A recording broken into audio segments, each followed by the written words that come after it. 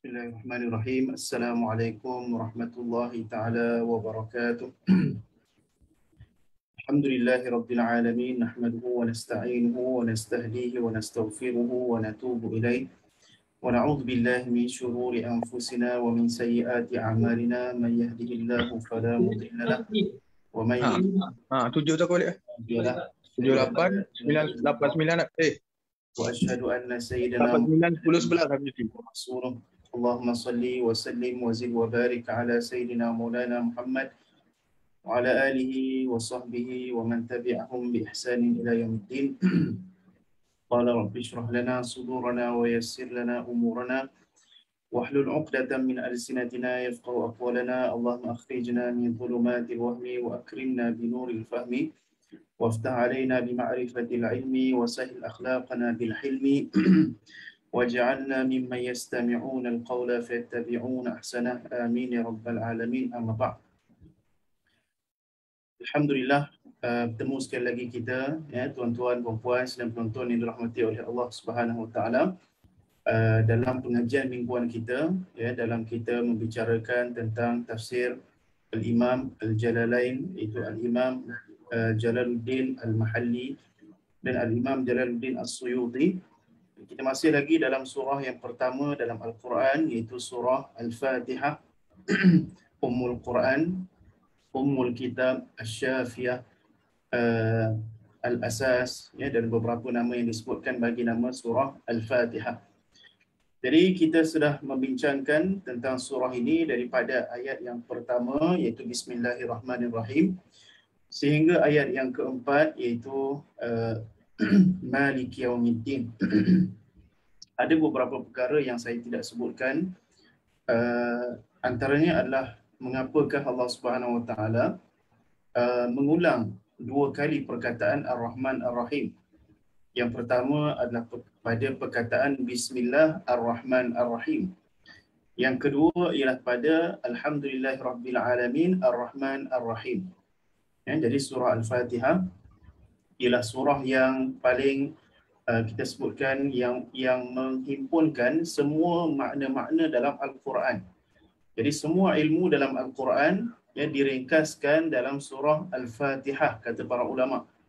Jadi dalam satu perkara yang ringkas, ya, dalam satu surah yang ringkas, mesti takkan ada pengulangan.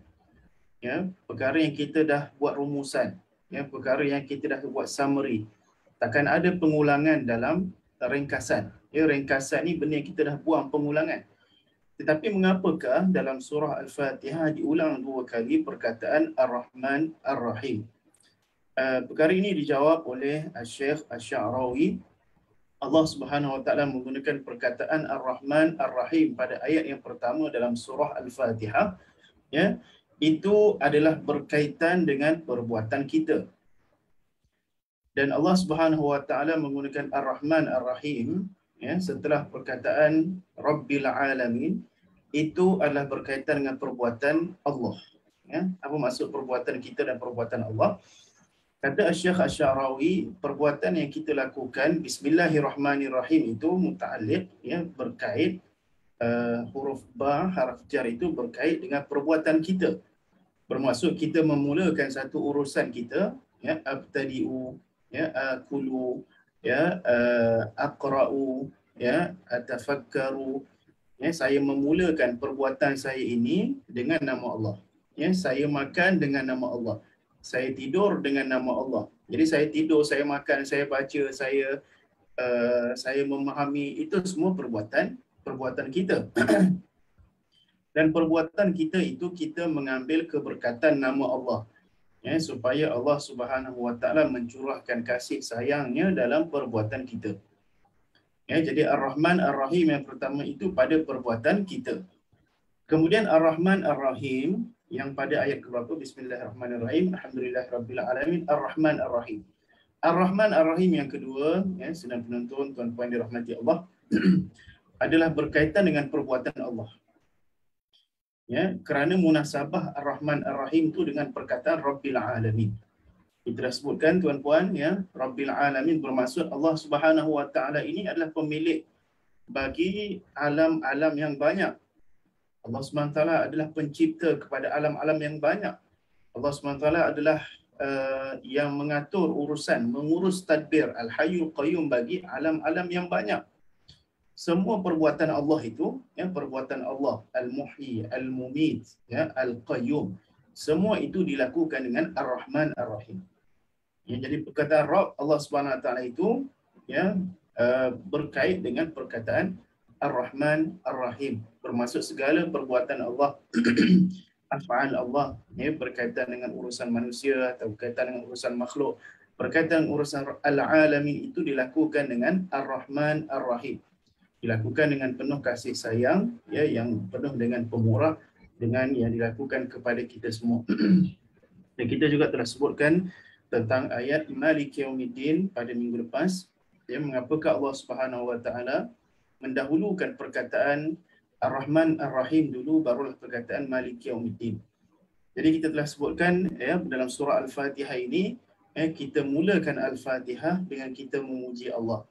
Ya, kita memuji Allah dengan menyebut 3 sifat bagi Allah Subhanahu Wa Taala. Apa sifat itu, tuan-puan? Yang pertama adalah Rabbil Alamin. Sifat yang kedua adalah Ar-Rahman Ar-Rahim. Dan sifat yang ketiga adalah Malik Yaumiddin. Ya, sama ada Malik Yaumiddin atau Malik Yaumiddin. Jadi 3 sifat ini, ya, kita puji Allah dengan 3 sifat ini. Yang pertama, Allah Subhanahu Wa Taala ialah Tuhan sekalian alam. Yang kedua adalah Allah yang Maha Pemurah lagi Maha Penyayang. Yang ketiga adalah Allah Malik Yaumiddin, yang menguasai hari pembalasan. Itu adalah terjemahan bagi qiraat Malik Yaumiddin. Dan juga Allah Subhanahu Wa Taala adalah Malik Yaumiddin, bermaksud Allah adalah pemilik bagi hari pembalasan. Dengan kita terjemahkan dengan qiraat Maliki, terjemahkan dengan pemilik. Jadi itu sifat yang ketiga. Bila kita kata Allah Subhanahu Wa Taala yang menguasai, yang memiliki segala urusan bagi hari pembalasan, bermaksud kita manusia ini bukan, ya, sudah tidak ada apa-apa kuasa pada hari pembalasan. Kita sudah tidak memiliki apa-apa pada hari pembalasan. Hanya Allah Subhanahu Wa Taala sahaja yang mengaturkan segala perkara, dan kita semua serah kepada Allah Subhanahu Wa Taala sahaja untuk membalas segala perbuatan manusia pada hari Ad-Din, yang bermaksud Al-Jaza, ya, hari pembalasan.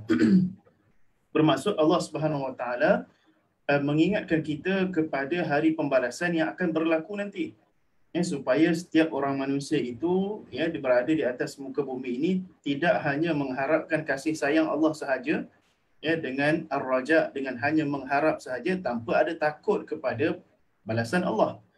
Ya, sebab itu sifat al-jamal ini, Ar-Rahman Ar-Rahim, sifat al-jamal akan menimbulkan perasaan ar-raja, kita mengharapkan kasih dan sayang Allah. Ya, tetapi dengan kita mengharap sahaja tanpa kita ada al-khauf, takut kepada Allah, ya, itu tidak sempurna. Ya, kerana seorang hamba itu perlu untuk sentiasa takut, ya, dan sentiasa mengharapkan kepada Allah. Ya. Jadi al-khauf itu kita akan takut kepada Allah, takut kepada balasan Allah daripada ayat Malik Yaumiddin. Ya, kerana kita takut semua amalan kita nanti akan dihitung satu persatu, yang akan ditanya oleh Allah Subhanahu Wa Taala dan akan dibalas oleh Allah Subhanahu Wa Taala. Nauzubillah, moga-moga Allah Subhanahu Wa Taala ampunkan dosa kita semua. Baik, mengapakah Allah Subhanahu Wa Taala mendahulukan perkataan Ar-Rahman Ar-Rahim barulah Malik Yaumiddin? Ya, perkara itu disebut oleh Al-Imam Ibn Juzair dalam tafsirnya, kerana sungguhnya rahmat Allah, inna rahmati sabaqat ghadabi. Ya, kata Allah Subhanahu Wa Taala dalam sebuah hadis qudsi, kerana kasih sayang Allah itu mendahului kemurkaan Allah. Ya, jadi kita mengharapkan kasih sayang Allah yang mendahului kemurkaan Allah Subhanahu Wa Taala. Jadi kita dah menyebutkan berkaitan dengan sifat-sifat Allah supaya kita, ya, supaya kita ingat Allah. Itu adalah satu proses yang disebut oleh Al-Imam As-Sawi dalam tafsirnya. Itu adalah proses al-fikru wa dzikru. Ya, kita berzikir mengingati Allah, dalam masa yang sama kita berfikir mengingati, ya, ataupun kita berfikir tentang kebesaran Allah pada alam ini sambil kita berzikir menyebut nama Allah Subhanahu Wa Taala. Jadi Alhamdulillahi Rabbil Alamin, Ar-Rahman Ar-Rahim, Malik Yawmiddin. Kata Imam As-Sawi, itu adalah satu proses. Prosesnya ialah zikir, bermaksud kita menyebutkan nama Allah. Dalam masa yang sama kita berfikir, iaitu kita melihat, ya, kita berfikirkan kebesaran Allah yang berlaku setiap hari dalam kehidupan kita, kasih sayang Allah, Rabbil Alamin, Allah SWT yang memberikan kita nikmat setiap masa, yang memberikan kita kekuatan setiap masa untuk membuat ketaatan. Kita berfikir, ya, tentang kebesaran Allah Subhanahu Wa Taala pada ayat Rabbil Alamin, Ar-Rahman Ar-Rahim, Malik Yawmiddin. Baik, tuan-puan sidang penonton yang dirahmati oleh Allah Subhanahu Wa Taala sekalian. Kini tibalah masanya, ya, daripada kita bercakap-cakap memuji kebesaran Allah, ya, kepada kita terus bermunajat kepada Allah. Ya, tadi kita puji Allah dengan dhamir ghaib. Ya, dengan kita memuji Allah, ya, dengan alhamdulillah, ya, dengan Rabbil Alamin. Kita memuji Allah sebagai Allah SWT itu bukanlah bukanlah mukhatab, ya, bukanlah menggunakan dhamir yang mukhatab. Bermaksud cuba kita cakap, kalau dhamir ni ada ghaib, iaitu kata ganti nama ketiga, ada dhamir mukhatab yang kita bercakap secara terus berhadapan, ya, dan ada dhamir mutakallim iaitu yang kita sendiri bercakap. Jadi mula-mula alhamdulillahirabbil alamin arrahman arrahim maliki yaumiddin, kita memuji tentang Allah. Ya, kita memuji tentang Allah, bukan kita terus memuji kepada Allah secara berhadapan. Ya, tetapi pada ayat yang kelima yang kita akan masuk pada hari ini, A'udzubillahi minasyaitonirrajim, iyyaka na'budu wa iyyaka nasta'in. Ya, itu adalah kita terus menggunakan dhamir mukhatab, ya, dhamir mansub yang mukhatab, iyyaka, hanya kepada engkau. Tadi ada perkataan engkau, tidak ada perkataan engkau. Ya, kita tidak menyebut engkau. Kita menyebut Allah, ya, sebagai Tuhan yang kita puji. Ya, sekarang ni kita dah berpindah, ya, daripada kita memuji Allah, ya, sebagai kita memuji tentang Allah, kepada kita terus bermunajat, ya, kepada Allah secara terus. Itu satu uslub dalam bahasa Arab yang dinamakan sebagai uslub al-iltifat. Ya, kita menukar daripada dhamir ghaib kepada dhamir mukhatab. Kemudian satu lagi perkara yang disebutkan oleh para ulama iaitu kita di sini mendahulukan maf'ulun bih, ya, iyyaka na'budu, ya, asalnya ayat itu na'budu iyyaka, ya, na'budu iyyaka, fi'il fa'il maf'ulun bih. Ya, jadi sepatutnya ayatnya kami beribadat kepada engkau. Ya, tapi ayat yang kita tengok ni, engkau, ya, kami beribadat, kepada engkau kami beribadat. Jadi di situ didahulukan perkataan iyyaka. Hanya tu tak ada lagi. Iyyaka jika diterjemahkan dengan perkata iyyaka bermaksud kamu atau engkau. Jadi ayat itu bermaksud engkau na'budu, kami beribadah. Okay, kita baca dulu kitabnya. Saya bacakan kitab ni dulu. Ini kita masuk kepada ayat yang kelima. Qala al-musannifu rahimahullah wa nafa'ana bi'ulumihi fid darain amin. Iyyaka na'budu wa iyyaka nasta'in. Ay nakhussuka bil ibadati min tauhidin wa ghairihi wa natlubul ma'unata 'ala al-ibadati wa ghairiha. Baik. Iyyaka na'budu wa iyyaka nasta'in. Terjemahan kalau kita tengok dalam terjemahan Al-Quran, hanya kepada engkau kami menyembah dan hanya kepada engkau kami memohon pertolongan. Ai nakhussuka bil ibadah, iaitu kami mengkhususkan hanya kepada engkau untuk beribadah, ya, sama ada dengan mentauhidkan engkau ataupun selainnya. Wa natlubul ma'unah, dan kami memohon pertolongan alal ibadah dalam kita melakukan ibadah, wa ghairiha, dan dalam urusan yang lain, dalam urusan dunia atau akhirat, ya, semuanya kita minta pertolongan dengan Allah Subhanahu wa taala. Jadi kita nak memahami ayat yang kelima, iyyaka na'budu wa iyyaka nasta'in. Satu uslub dalam bahasa Arab atau gaya bahasa dalam bahasa Arab ialah taqdim ma haqqahu ta'khir yufidu al-ikhtisas atau yufidu al-hasr. Bermaksud kita meletakkan di hadapan perkataan yang asal yang berada di belakang, maka ia akan memberi makna mengkhususkan. Ya, ia akan memberi makna kita mengkhusus, ya, kita mengkhususkan. Sebab tu dalam terjemahannya atau makna bagi ayat ini nahussuka.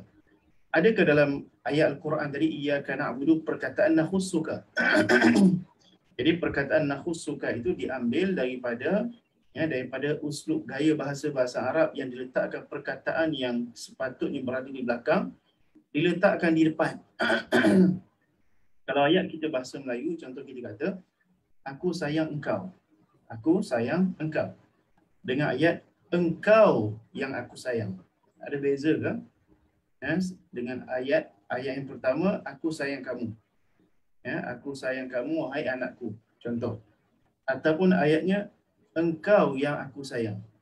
Ya, bila kita kata engkau yang aku sayang, itu bermaksud kita khusus sayang dia itu ada sayang yang khusus. Jadi bila dalam ayat bahasa Arab bila dikedepankan perkataan yang berada di belakang, maka kita terjemahkan dengan terjemahan yang ada penambahan makna, iaitu khusus hanya kepada engkau. Ya, sebab tu kalau kita tengok terjemahan Al-Quran ditambah dengan hanya kepada engkau sahaja mungkin. Ya, nahussuka wahdaka, hanya kepada engkau sahaja. Ya, engkau itu adalah dhamir yang merujuk kepada Allah Subhanahu Wa Taala. Jadi hanya kepada engkau sahaja. Jadi ada ke perkataan hanya kepada engkau sahaja? Itu semua perkataan itu semua ada ke dalam iyyaka na'budu? Tak ada. Ya, kerana terjemahan Al-Quran diambil daripada tafsirannya. Ya, mengikut gaya bahasa Arab, kalau kita kedepankan perkataan yang sepatutnya berada di belakang, bermakna ia menambah makna yang khusus. Ya, iaitu dia menambah makna yang kita hanya mengkhususkan Allah dalam beribadat. Kemudian antara perkara yang disebutkan maaf. Antara perkara yang ada sebelum tu, adakah suara saya jelas sebenarnya? Okey. Siapa yang menonton boleh cuba komen jika suara saya jelas atau tidak.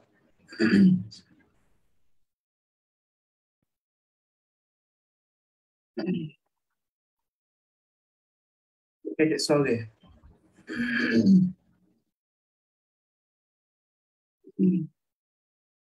Ya, alhamdulillah. Jelas. Baik. Perkara kedua yang disebut oleh Al-Imam As-Sawi adalah perkataan na'budu. Jadi perkataan na'budu itu menggunakan dhamir untuk jamak, ya. Na'budu. Fi'il mudhari' yang digunakan ialah untuk lijami, untuk ramai. Untuk nahnu, ya. Jadi na'budu. Jadi kita menyembah Allah Subhanahu Wa Taala, bukan kita menyembah Allah Subhanahu Wa Taala seorang-seorang kita. Jadi Allah Subhanahu Wa Taala mengajar kita, ya, supaya menyembah Allah Subhanahu Wa Taala dalam jemaah. Tak maaf, Allah tak pernah ada ni. Jadi Allah Subhanahu Wa Taala mengajar kita supaya kita menyembah Allah Subhanahu Wa Taala dalam keadaan berjemaah. Kenapa? Kerana yang disebut oleh Al-Imam As-Sawi, kerana kalau kita beribadat kepada Allah Subhanahu Wa Taala, ya, dengan seorang kita, boleh jadi ibadat kita itu tidak diterima oleh Allah, doa kita tidak diterima oleh Allah. Kita tak ada orang kita nak tumpang berkat. Tetapi kalau kita beribadah kepada Allah dengan kita meniatkan kita beribadah dengan semua hafazah malaikat yang berada di sekeliling kita, kita beribadah dengan kita meniatkan kita beribadah dengan orang-orang soleh yang berada di sekeliling kita, ya, sama ada kita beribadah di masjid, ya, ataupun dengan satu kelompok yang ramai, maka kita akan mendapat keberkatan orang-orang yang soleh tadi. Kita akan mendapat keberkatan malaikat-malaikat yang berada di sekeliling kita. Ya, jadi kalau kita beribadah kepada Allah Subhanahu Wa Taala seorang-seorang kita, maka kita akan keseorangan dalam mengambil keberkatan. Tapi kalau kita sebut na'budu seperti mana diajar oleh Allah Subhanahu Wa Taala, maka kita tumpang, ya, ibadat kita ni tumpang ibadat makhluk Allah yang lain. Ya, kata Al-Imam As-Sawi, na'budu itu bermaksud nahnu wasair ana wasairul muwahhidin. aku beribadat dan semua orang-orang yang mengesakan kamu beribadat kepada kamu. Jadi kita beribadat kepada Allah Subhanahu Wa Taala dalam bentuk jemaah. Sebab tu agama Islam mengajar kita supaya melakukan satu pekerjaan dalam bentuk jemaah. Beribadat kepada Allah Subhanahu Wa Taala, ibadat itu ialah apa sahaja apa sahaja perbuatan manusia yang kita niatkan kerana Allah. Baik.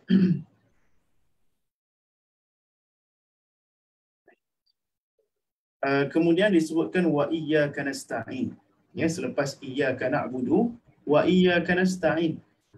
Jadi ayat yang sama, ya, tetapi ada pengulangan perkataan iyyaka. Ya, iyyaka yang pertama dan iyyaka yang kedua. Ya, seperti mana yang kita sebutkan sebelum ini, iaitu dalam Al-Quran tidak ada pengulangan makna, yang hanya ada pengulangan perkataan. Ya, perkara itu disebutkan oleh Syekh Asy-Sya'rawi. Tidak ada pengulangan perkataan dalam ayat.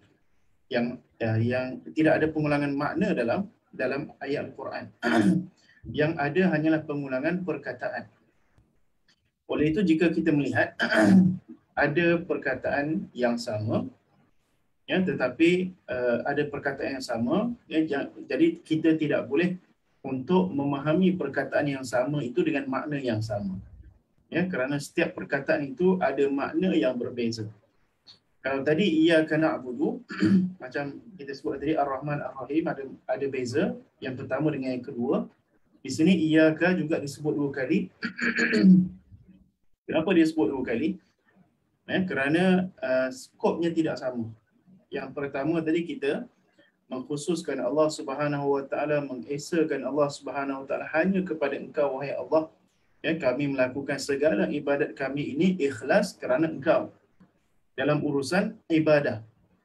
Dan dalam ayat yang sama, ya, cuma part yang kedua, bahagian yang kedua kita sebut wa iyyaka nasta'in. Ya, yang ini pula bukan dalam urusan ibadah. Ya, ini dalam urusan yang tidak disebutkan urusan itu urusan apa. Ya, hanya disebutkan kami memohon pertolongan. Ya, kata guru kami Syekh Ali Jumaah hafizahullah, dikatakan kita ni ada akhirat dan ada dunia, ada kehidupan. Jadi ibadat itu hanya khusus untuk akhirat.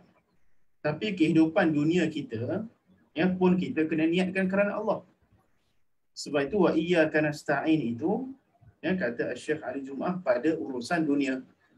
Ya, jadi kita ni ada ibadah kepada Allah dan kita ada imarah. Kita ada urusan kita sebagai ibadah dan kita ada urusan sebagai khalifah. Ya, sebab itu ayat ini sebenarnya menghimpunkan matlamat kehidupan seorang manusia. Ya, matlamat kehidupan seorang manusia di atas muka bumi ini, ya, adalah yang pertama ibadah, yang kedua imarah. Ya, yang pertama adalah kita memperhambakan diri kepada Allah. Yang kedua adalah kita, ya, mengurus tadbir urusan dunia menjadi khalifah. Ya, sama ada khalifah kepada diri kita sendiri, keluarga, persatuan, ya, kampung atau apa sahaja, kita menjadi khalifah untuk kita membangunkan muka bumi ini. Dan itu yang membezakan kita dengan makhluk Allah yang lain. Ya, kerana Allah Taala sebut wa idh qala rabbuka lil malaikah inni ja'ilun fil ardi khalifah. Ya, sesungguhnya Allah SWT telah menyebut dalam Al-Quran, ingatlah wahai Muhammad ketika Tuhan kamu berkata kepada para malaikat, sesungguhnya aku ingin menjadikan di atas muka bumi ini khalifah. Dan khalifah itu ialah Nabi Adam AS. Jadi tugas manusia sebagai ibadah juga disebut wa ma khalaqtul jinna wal insa illa liya'budun. Tidaklah aku cipta jin dan manusia hanya untuk beribadat kepada aku.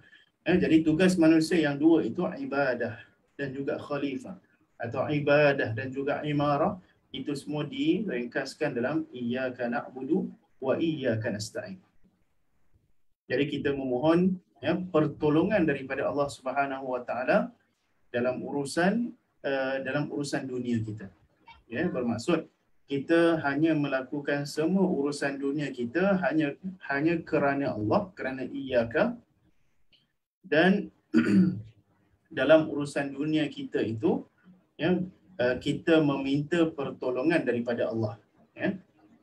Jadi di situ tidak disebutkan kami mengimarahkan muka bumi. Ya. Tapi disebutkan nasta'in. Bermaksud kami meminta pertolongan daripada Engkau, wahai Allah, ya, dalam urusan kerja kami, ya, mungkin tuan-puan semua ada yang bekerja kerajaan atau bekerja berniaga dan sebagainya, itu semua adalah nasta'in.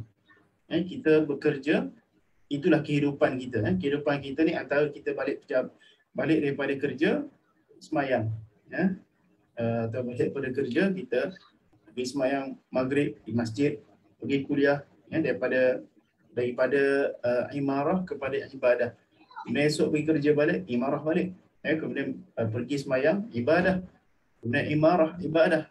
Itu maksud iyyaka na'budu wa iyyaka nasta'in. Kemudian kita melihat kepada ayat seterusnya. Baik, disebut di sini ay nakhusuka bil ibadah, iaitu kami mengkhususkan engkau wahai Allah dalam urusan ibadah, min tauhid, ya, sama ada dalam tauhid dengan kau, wa ghairihi, ataupun urusan-urusan yang lain, sama ada tauhid itu adalah ibadah yang berbentuk i'tiqadiyah, wa ghairihi, yang selain daripada ibadah i'tiqadiyah ialah ibadah badaniyah, ya, yang bentuk amaliyah, ya. Jadi kita beribadah kepada Allah, ya, sama ada dengan i'tiqad kita ataupun dengan ibadah yang kita lakukan secara amali. Kemudian kita meminta pertolongan daripada Allah dalam urusan ibadah juga, ya, kata Al-Imam Al-Mahalli, wa ghairiha di sini disebutkan oleh Al-Imam As-Sawi ialah dan juga dalam urusan dunia, ya, dan juga dalam urusan dunia. Jadi kita minta pertolongan, ya, kepada Allah Subhanahu Wa Taala dalam urusan ibadah tadi dan juga dalam urusan dunia. Baik, kemudian kita masuk pada ayat seterusnya. Ihdinas siratal mustaqim ay arsyidna ilaih. Ihdinas siratal mustaqim bermaksud tunjukkan kami jalan yang lurus, iaitu arsyidna ilaih, tunjukkan kami kepadanya, iaitu kepada as-siratal mustaqim, kepada jalan yang lurus. Wa yubdal minhu, dan badal kepada as-siratal mustaqim ila siratal ladzina an'amta alaihim, jalan orang-orang yang kamu beri nikmat kepada mereka, beri nikmat dengan hidayah, bil hidayah. Okey. Lepas tu kita akan ceritakan sebentar lagi. Baik. Jadi kita masuk pada ayat yang ke-6 dalam surah Al-Fatihah, iaitu ihdinas siratal mustaqim. Maksud ihdinas siratal mustaqim dan tunjukkan kami jalan yang lurus. Ihdina ialah penggunaan fi'il amar, ya, ahda yuhdi ihdi. Ya, tetapi penggunaan fi'il amar jika daripada seorang hamba kepada Allah, kita tak kata fi'il amar, kita kata fi'il du'a. Ya, al-amru ma'asti'la wa aksuhu du'a. Amar itu ialah daripada orang yang atas kepada orang yang bawah, ya, kepada orang yang ada autoriti kepada orang yang tidak, yang di bawah dia. Tapi kalau terbalik, maksudnya kalau kita gunakan fi'il amar daripada orang yang di bawah, ya, kepada yang di atas, itu kita namakan sebagai doa, meminta. Ya. Jadi ihdina bermaksud tunjukkanlah kami dengan kita meminta kepada Allah, dengan kita berdoa kepada Allah Subhanahu Wa Taala. Maksud ihdina, ya, ihdina itu diambil daripada perkataan ahda yuhdi, hudan atau hidayah, diambil daripada perkataan masdarnya hidayah. Apa maksud hidayah? Maksud hidayah itu kata para ulama ada dua. Ya, disebut oleh Al-Imam Musawi, maksudnya ad-dilalah. Kita minta petunjuk, bimbingan, penunjuk jalan. Jadi tunjukkan kami jalan yang lurus. Bimbing kami ke jalan yang lurus. Ya, bermaksud kita boleh jadi berada pada jalan yang salah. Ataupun kita dah berada pada jalan yang lurus, kita nak minta supaya luruskan lagi kehidupan kita. Jadi itu satu maksud bagi hidayah. Maksud yang kedua bagi hidayah adalah at-taufiq. At-taufiq bermaksud al-qudrah ala ta'ah. Bermaksud kita diberi kekuatan dalam melakukan sesuatu ketaatan. Jadi maksud ihdina ada dua yang mengikut maksud bagi hidayah. Hidayah yang pertama bermaksud petunjuk, yang bermaksud sebelum tu kita tak tahu. Kemudian Allah Ta'ala bagi petunjuk, kita tahu. Ya, sebelum tu kita tak tahu mungkin, ya, tentang solat awabin. Ya, kemudian kita diberi petunjuk dalam kitab-kitab tentang solat awabin, maka kita tahu, kita beramal. Ya, sebelum ni kita tak tahu mungkin tentang solat duha. Ya, maka kita diberi petunjuk oleh Allah, maka kita tahu. Jadi ihdina maksud ya Allah berikan aku petunjuk. Mungkin kita tak tahu kerja yang kita lakukan itu salah. Kemudian Allah Ta'ala bagi petunjuk, maka kita tahu itu petunjuk. Itu ad-dilalah. Ya, satu petunjuk kepada jalan yang lurus. Maksud ihdina hidayah yang kedua adalah at-taufiq. Bermaksud Allah Subhanahu Wa Ta'ala memberi kekuatan kepada kita untuk melakukan ketaatan. Bermaksud bila kita kata ihdina, ya Allah beri kekuatan untuk aku beramal. Ya Allah beri aku kekuatan untuk aku bangun subuh. Ya Allah beri aku kekuatan untuk aku menuntut ilmu. Ya Allah beri aku kekuatan untuk aku melakukan solat duha. Ya Allah berikan aku kekuatan untuk aku qiyamul lail. Ya Allah beri aku kekuatan untuk aku baca Al-Quran. Jadi ihdina maksud yang kedua ialah ya Allah berikan aku kekuatan, ya, dengan maksud taufik. Ya, kerana itu dalam Al-Quran disebutkan wa innaka latahdi ila siratin mustaqim. Yang disebut pada Nabi Muhammad sallallahu alaihi wasallam, wa innaka, sesungguhnya kamu wahai Muhammad, tahdi latahdi, ya, kamu sesungguhnya memberi petunjuk, memberi hidayah, yang menunjuk kepada jalan yang lurus. Dalam ayat yang lain Allah SWT mengatakan innaka la tahdi, sesungguhnya kamu tidak memberi hidayah, man ahbabta, kepada orang yang kamu cintai. Jadi pada dua ayat itu seolah-olah ada kontradiks, ya, seolah-olah ada pertembungan makna. Ya, adakah Nabi SAW boleh memberi hidayah atau tidak? Ayat yang pertama mengatakan Nabi SAW boleh memberi hidayah. Ayat yang kedua mengatakan Nabi SAW tidak boleh memberi hidayah. Maka kita fahami daripada ayat yang pertama dengan maksud hidayah itu petunjuk. Innaka latahdi, bermaksud semuanya kamu wahai Muhammad memberi petunjuk dengan cara mengajarkan agama daripada wahyu daripada Allah, mengajarkan cara sembahyang, mengajarkan cara berwuduk, ya, melaksanakan ibadah haji dengan memberikan penerangan, bimbingan, dan memberikan pengajaran. Yang Allah Ta'ala kata innaka la tahdi, engkau tidak boleh memberi hidayah, itu ialah dengan maksud hidayah yang kedua, bermaksud kamu tidak boleh memberi taufik. Kamu tidak boleh memberi taufik kepada orang ingin mengucapkan syahadah, iaitu bapa saudara Nabi SAW, Abu Talib. Nabi SAW tidak boleh memberi hidayah kepada dia. Bermaksud bukan Nabi SAW tak boleh mengajar dia, ya, tapi Nabi SAW tidak boleh memberi kekuatan untuk dia mengucap kalimah syahadah, ya, kerana hanya yang memberi hidayah ialah Allah. Ya, kita boleh memberi hidayah, bermaksud kita boleh memberi penerangan, tapi yang memberi hidayah akhirnya dengan maksud taufik adalah Allah Subhanahu Wa Ta'ala. Jadi itu dua maksud bagi hidayah. Ihdina bermaksud ya Allah bimbinglah kami, yang pertama tunjuklah kami. Yang kedua maksud hidayah ya Allah berilah kekuatan, taufik kepada kami untuk beramal. Kadang kita dah tahu, dah diberi petunjuk, kita dah tahu, ya, tetapi kita malas, ya, tetapi kita tak diberikan kekuatan. Maka ihdina itu merangkumi kedua-duanya, tahu dan mahu. Tahu dan mahu, bukan sekadar tahu tapi kita juga mahu. Ya, kadang-kadang kita tahu tapi tak mahu. Kita nak tahu dan mahu, ya, bukan tahu saja tak mahu, dan bukan tak tahu dan tak mahu. Itu lagi berat. Baik. Seterusnya kita tengok pada perkataan as-siratal mustaqim. Ya, perkataan as-siratal mustaqim juga tidak ditafsirkan di sini. Ya, saya merujuk kepada syarahan kepada tafsir Jalalain yang dikarang oleh Al-Imam As-Sawi. Ya. Jadi as-siratal mustaqim, as-sirat ni maksud dia at-tariq, maksud dia jalan, jalan yang lurus. Ya, digunakan jalan di sini ialah sebagai satu isti'arah, ya, sebagai satu perbandingan. Ya, Allah SWT mengatakan kepada kita dengan menggunakan jalan, bermaksud jalan yang lurus di situ ialah agama Islam. Jadi agama Islam ini adalah ibarat jalan. Jadi tunjukkanlah kami jalan yang lurus. Itu adalah satu bentuk dalam bahasa Arab, dalam bab tashbih, termasuk Allah SWT membandingkan, menganalogikan agama Islam ini, ya, seperti jalan yang lurus. Ya. As-siratal mustaqim itu adalah agama Islam. Jadi tunjukkanlah kami jalan yang lurus, agama Islam yang lurus. Mengapa dikatakan lurus?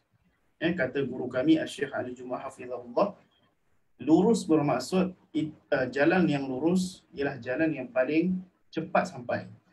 Jalan yang lurus ialah jalan yang paling dekat. Ya, kerana ada juga jalan yang bersimpang siur. Ada tak jalan yang dia berpusing dulu baru pergi ke sana? Ya, ada jalan yang ke kiri ke kanan baru sampai. Tapi kalau jalan yang lurus, ya, kalau lurus mungkin boleh sampai dalam masa setengah jam. Tapi kalau berpusing sana sini boleh jadi 2 jam, 3 jam, 10 jam. Ya, siapa yang nak pergi ke, contoh nak pergi Kuala Lumpur, ya, dengan jalan Gua Musang dia lagi cepat. Ya, tapi kalau siapa yang nak pergi KLPT dia lagi jauh.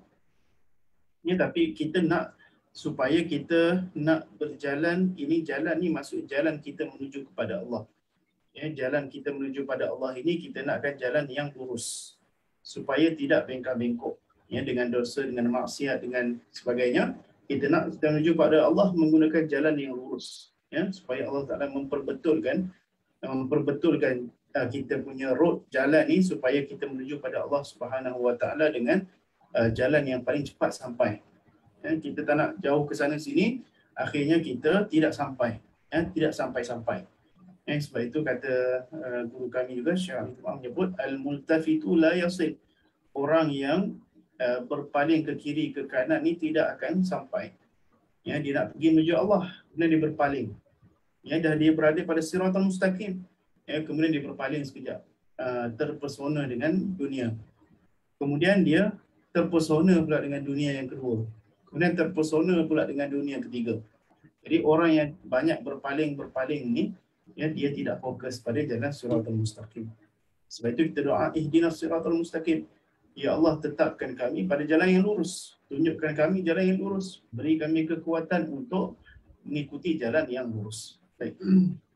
Itu pada ayat ihdinas siratal mustaqim.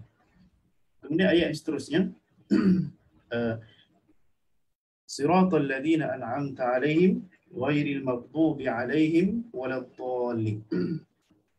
Jadi siratal ladzina an'amta 'alaihim bil hidayah, ya, jalan orang-orang yang kamu beri nikmat ke atas mereka dengan nikmat hidayah. Wa yubdal minal ladzina bi silatihi alladzina, dan silahnya itu alladzina an'amta 'alaihim, ya, badal kepada alladzina itu ghairil maghdubi 'alaihim. Itu dalam bahasa Arab lah, ya.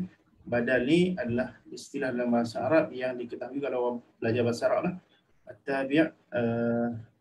At-tabi' al-maqsud bil hukmi bila wasitah, ya. Tabi' yang dimaksudkan dalam hukumnya tanpa ada wasitah. Itu pun saya tak tahu nak terjemah macam mana. Badal ni maksudnya dia pengganti kepada siratal mustaqim. Bermaksud kita boleh gantikan perkataan ihdinas siratal mustaqim dengan ihdinas siratal ladzina an'amta 'alaihim. Baik. Jadi kita pergi pada ayat yang ketujuh. Pada part yang pertama, siratal ladzina an'amta 'alaihim. Jalan orang-orang yang kamu beri nikmat, engkau beri nikmat kepada ke atas mereka. Jadi bila kita sebut badal, bermaksud kita menggunakan perkataan yang lain untuk menjelaskan perkara yang sama. Ya, sebab itu badal di sini ialah badal mutabiq atau badal kul min kul. Kita menjelaskan perkara yang sama tetapi menggunakan perkataan yang berbeza. Ya, disebutkan oleh Al-Imam Sa'id sebagai taukid, ya, sebagai penjelasan. Jadi kalau kita melihat apa beza badal dan mubdal minhu dia, apa beza siratal mustaqim dengan siratal ladzina an'amta 'alaihim? Ya, apa beza siratal mustaqim dengan siratal ladzina an'amta 'alaihim? Beza jalan yang lurus dengan jalan orang-orang yang kamu beri nikmat engkau beri nikmat ke atas mereka, itu sama. Ya, itu sama, sebab tu boleh jadi badal. Sebab tu kita boleh ganti. Sama ada kita berdoa, ya Allah, tunjukkan kami jalan yang lurus, atau ya Allah, tunjukkan kami jalan yang orang yang engkau beri nikmat ke atas mereka. Ya, dan dimaksudkan nikmat itu ialah nikmat hidayah ke atas mereka, seperti mana yang ditafsirkan oleh Al-Imam Al-Mahalli. Jadi apa beza antara jalan yang lurus dengan jalan orang-orang yang kamu beri nikmat hidayah kepada mereka? Ya, kata guru kami Syekh Ali Jumaah hafizahullah, jalan yang pertama itu, jalan yang lurus, itu adalah teori. Ya, itu adalah, bukan kata teori, itu hakikat, ya. Terjemahan mungkin hakikat. Dan hakikat itu tidak difahami jika tidak ditunjuk. Ya, contoh hakikat sabar. Kita takkan faham secara penuh sabar itu kalau kecuali kita melihat orang yang sabar. Kita takkan faham hakikat istiqamah melainkan kita melihat orang yang istiqamah.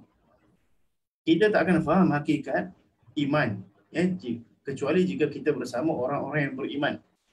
Kita tak akan faham hakikat redha, melainkan kita bersama, kita berjumpa, kita melihat orang yang redha. Jadi kita minta Allah SWT supaya tunjukkan kita jalan yang lurus, jalan hak, jalan sabar, jalan redha, jalan tawaduk, jalan qanaah.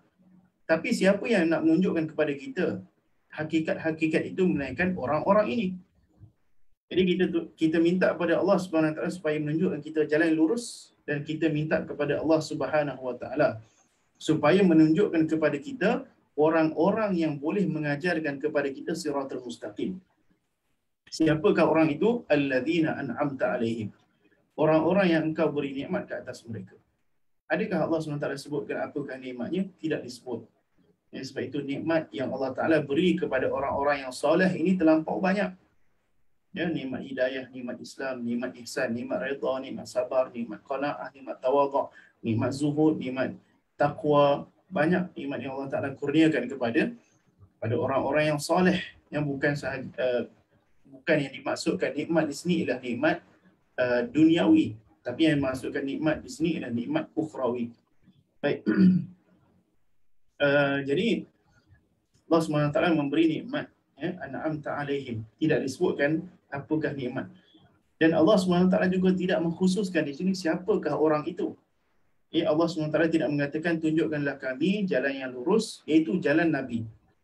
Ya, Allah tak kata Nabi, Allah tak kata Siddiqin, Allah tak kata Asy-Syuhada, dan Allah tak kata As-Salihin. Itu adalah tafsiran, ya, sebahagian para ulama daripada surah An-Nisa. Ya, siratal ladzina an'amta 'alaihim minan nabiyyin was-siddiqin wasyuhada was-salihin. Tetapi Al-Imam Al-Mahalli di sini mengatakan jalan orang yang kamu beri nikmat hidayah kepada mereka. Walaupun orang itu mungkin Tok Lebay di masjid, Tok Bilal di masjid, ataupun Tok Siak di masjid, tunjukkan kepada kami jalan orang-orang yang begini, jalan orang-orang yang ikhlas. Walaupun dia mungkin boleh jadi bukan Nabi, ya, tapi dia ada ikhlas.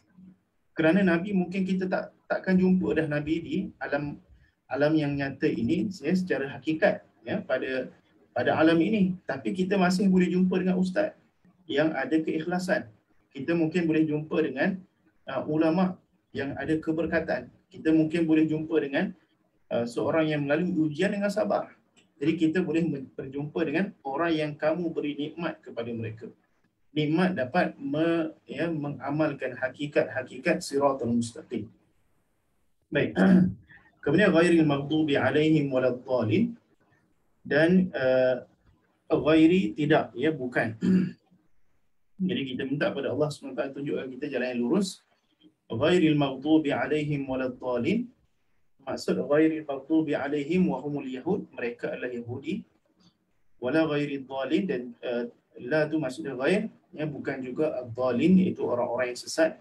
Al-maghdub bermaksud orang-orang yang dimurkai, dan mereka adalah orang Yahudi, kata pengarang di sini. Wa ghairil dhalin wa humul nasara, dan mereka adalah Nasara. Dan satu nuktah, satu masalah yang terperinci, masalah daqiqah. Al-badal ifadatu anna al-mubtadin laisu yahudan wala nasara wallahu a'lam bis-shawab. Baik. Bermaksud orang-orang yang diberi hidayah tadi bukanlah Yahudi dan juga bukan Nasrani. Baik.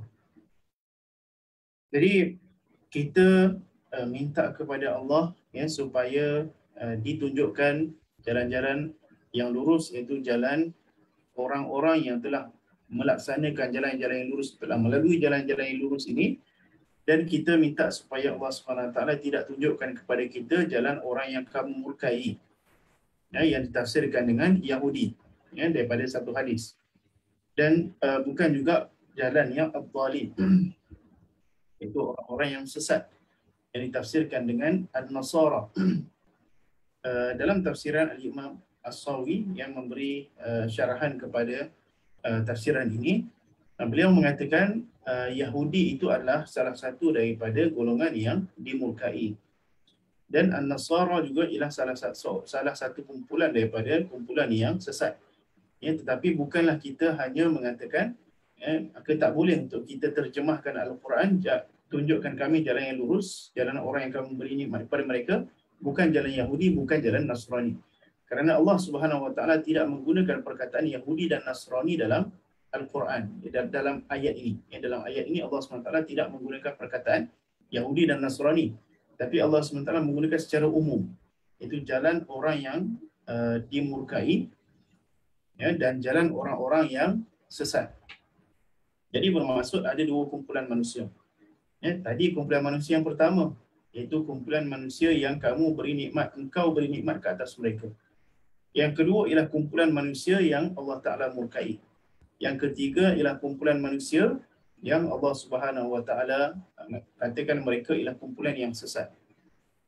Baik, disebutkan oleh para ulama, kumpulan manusia yang dimurkai itu ialah yang diberi ilmu tetapi tidak beramal. Kalau kumpulan yang pertama ialah kumpulan yang diberi ilmu dan beramal. Orang yang diberi nikmat ke atas mereka, nikmat ilmu dan amal. Kumpulan yang kedua ialah kumpulan yang Allah SWT beri ilmu kepada mereka tetapi tidak beramal dan mereka takabur. Iaitu kumpulan yang ketua kelompok ini ialah Yahudi. Dan sesiapa sahaja yang diberikan ilmu oleh Allah Subhanahu Wa Taala tetapi tidak beramal, maka boleh jadi dia termasuk sikit atau banyak daripada kumpulan orang yang Allah Taala murkai. Kita dalam ayat ini Allah Subhanahu Wa Taala bukan sedang berbicara kepada orang Yahudi. Allah Subhanahu Wa Taala sedang berbicara kepada orang Muslim supaya kita tidak mengikut jejak orang Yahudi. Jadi orang yang berilmu tetapi takabur, tetapi sombong. Orang yang berilmu tapi tidak beramal, takut-takut dia akan menjadi orang yang dimurkai oleh Allah. Dan waladhdallin ialah orang yang tidak berilmu dan tidak beramal. Ramai juga di kalangan orang Islam sekarang ni malas menuntut ilmu. Sanggup hidup dalam kejahilan. Sehingga melakukan maksiat tanpa disedari. Jadi kita minta daripada Allah Subhanahu Wa Taala supaya tidak termasuk dalam golongan seperti Nasrani yang sesat, yang sesat daripada mula lagi, tidak berilmu, sesat, mengatakan Tuhan tiga, dan mengatakan Isa itu adalah Tuhan. Mereka sesat daripada mula lagi, lagilah amalan mereka tidak diterima oleh Allah Subhanahu Wa Taala. Jadi tuan-puan sekalian, itu adalah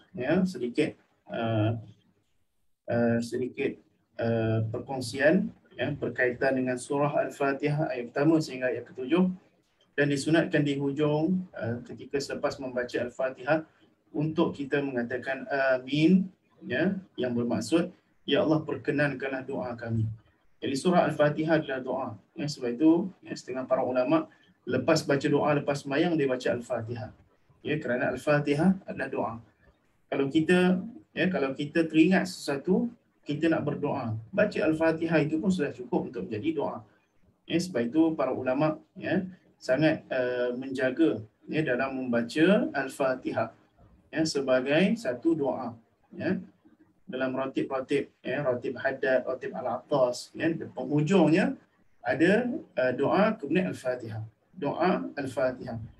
Kerana Al-Fatihah itu menjadi keberkatan yang kita ambil setiap kali kita berdoa kepada Allah Subhanahu Wa Taala. Baik, berasa setakat itu sahaja untuk malam ini. Kita insya-Allah pada minggu hadapan akan masuk kepada surah yang seterusnya, iaitu surah Al-Baqarah. Cuma ada sedikit daripada kitab ni sebut wa ilaihil marja' wal ma'ab, sallallahu alaihi wasallam Muhammad wa ala alihi wasallam tasliman katsiran daiman abadan. Wa hasbunallahu wa ni'mal wakil wa la haula wa la quwwata illa billahil aliyyil azim. Kata Imam Musawi, ini adalah penambahan daripada anak murid kepada Al-Imam Al-Mahalli. Ini bukan tulisan Al-Imam Al-Mahalli sendiri. Baik, wallahu alam. Jazakumullah khairan. Aku qouli hadza wa astaghfirullahal azim li wa lakum. Wassalamu alaikum warahmatullahi wabarakatuh.